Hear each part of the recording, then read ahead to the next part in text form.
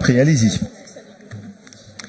Oui, ben, très honnêtement, c'est un peu compliqué, voilà, parce que j'ai le sentiment qu'on a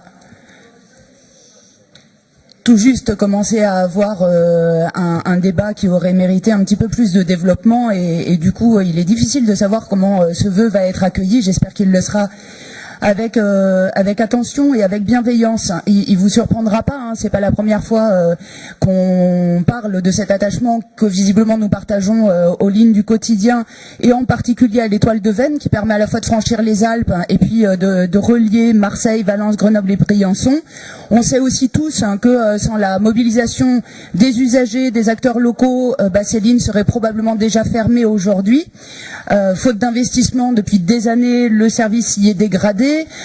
Les usagers sont en colère et c'est légitime, mais ils sont pas restés bloqués dans leur colère. Hein. Ils ont refusé justement l'enclavement ou le recours au tout automobile.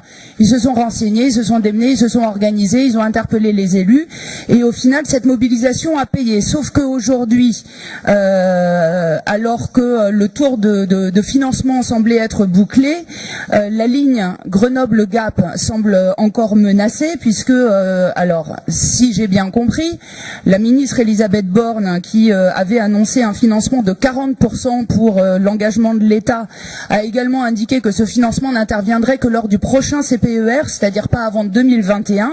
Or, la SNCF indique de son côté que faute de travaux sur cette ligne, elle pourrait être suspendue dès 2020. Nous avons donc là un hiatus de calendrier qui menace une ligne historique qui existe dans notre région depuis 140 ans, qui a demandé 8 années de travaux pour sa construction, 15 viaducs, 5 ponts, qui seraient rayés et avec elles les 1000 usagers quotidiens qui utilisent cette ligne tous les jours pour aller travailler, pour aller étudier, pour aller voir des amis ou pour tout simplement randonner en montagne.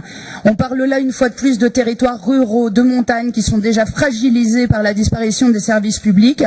Nous ne pouvons pas laisser faire. Je sais qu'on aime bien faire des listes à l'après-vert, mais là pour le coup il y a une priorité, il y a une urgence et donc nous vous demandons de joindre l'ensemble des voix de cette assemblée régionale pour demander spécifiquement sur cette question-là, qui est prioritaire parce qu'il y a urgence et parce qu'on parle là d'une ligne qui pourrait fermer dans les mois qui viennent, demander à l'État de s'engager dès maintenant dans ce financement sans attendre le prochain CPER pour sauver la ligne des Alpes et à terme l'étoile de Veynes qui dépend aussi de cette branche pour continuer à vivre. Merci.